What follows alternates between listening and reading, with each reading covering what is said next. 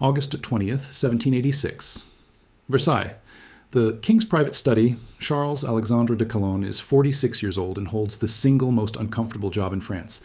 He is Louis XVI's Controller General of Finances, and he has just finished compiling the real numbers, not the numbers that previous ministers published to keep the court calm, but the actual state of the French treasury.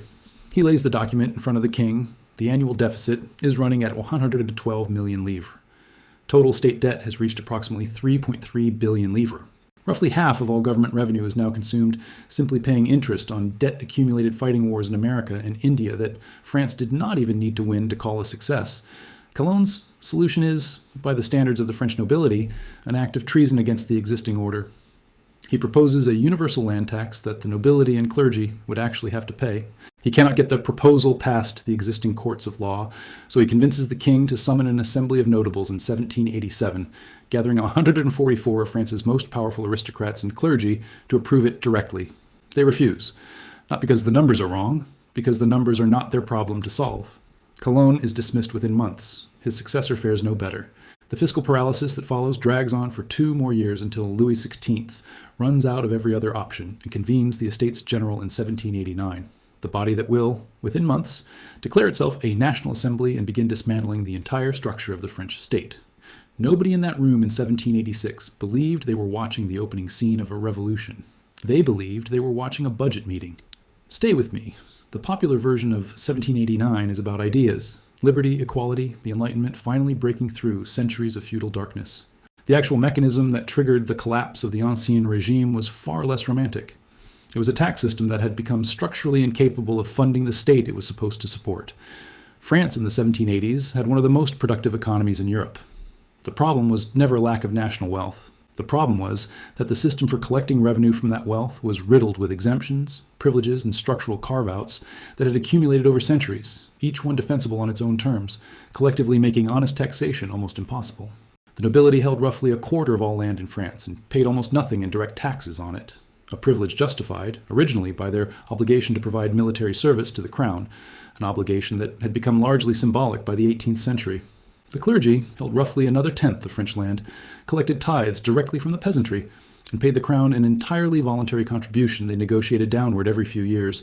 The remaining tax burden, the taille, the gabelle on salt, a thicket of local tolls and indirect levies, fell almost entirely on commoners, the group with the least capacity to pay it. This was not, in itself, fatal. What made it fatal was the debt.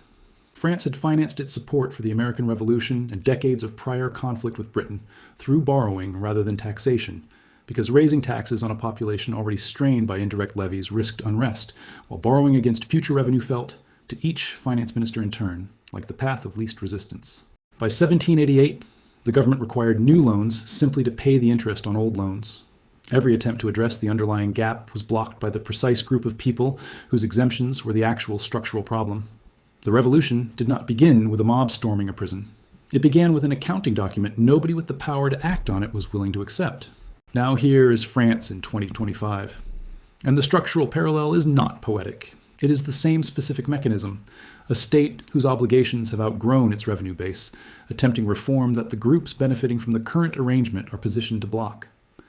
French government debt stood at approximately 3.3 trillion euros by the end of 2024, a number that, by historical coincidence, mirrors the 3.3 billion livres Calonne presented to Louis XVI, scaled up 1,000-fold by 2.5 centuries of currency history. As a share of the economy, French debt has reached roughly 112% of GDP, among the highest in the Eurozone outside Italy and Greece. The annual budget deficit reached approximately 6% of GDP in 2024, double the 3% ceiling that European Union fiscal rules are supposed to enforce. France has now run deficits in breach of that ceiling for most of the past decade and a half, through periods of growth as well as crisis, suggesting the gap is structural rather than cyclical. Now here's the critical part.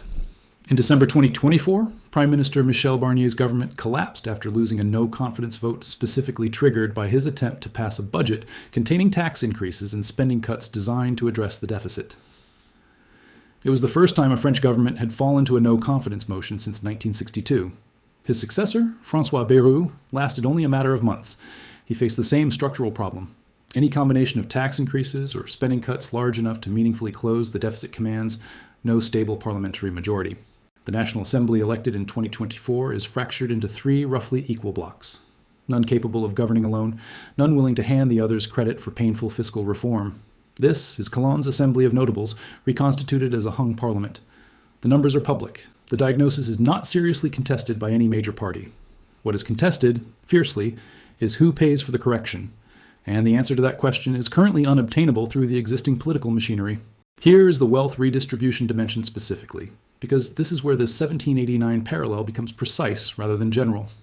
Emmanuel Macron abolished France's wealth tax, the Impôt de Solidarité sur la Fortune, or ISF, in 2017, replacing it with a narrower tax limited to real estate holdings.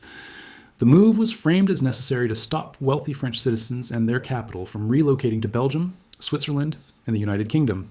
It was also, functionally, the modern equivalent of the nobility's tax exemption, a deliberate decision that a specific category of large asset holders would contribute less to state revenue than they previously had.